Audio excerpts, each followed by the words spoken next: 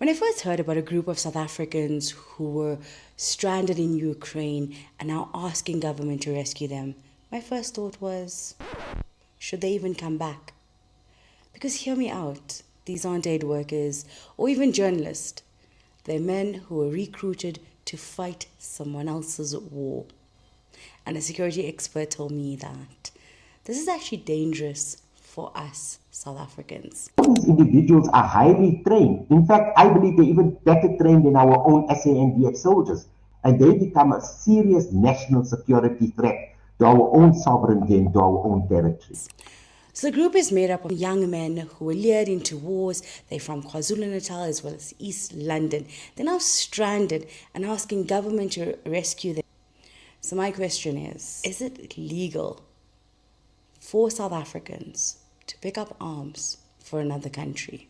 The law is very, very clear when it comes to mercenary activities. In Section 2 of the Regulation of Foreign Military Assistance says, no person may within the Republic or elsewhere recruit, use, or train persons for or finance or engage in mercenary activity.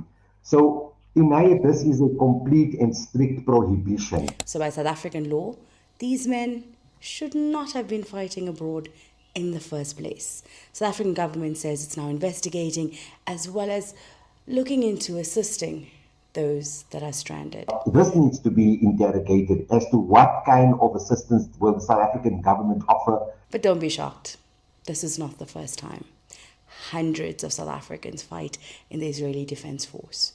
Violation where South Africans exercising dual citizenship or wanting to make aliyah, go to the state of Israel, go to Israel and then commit these crimes.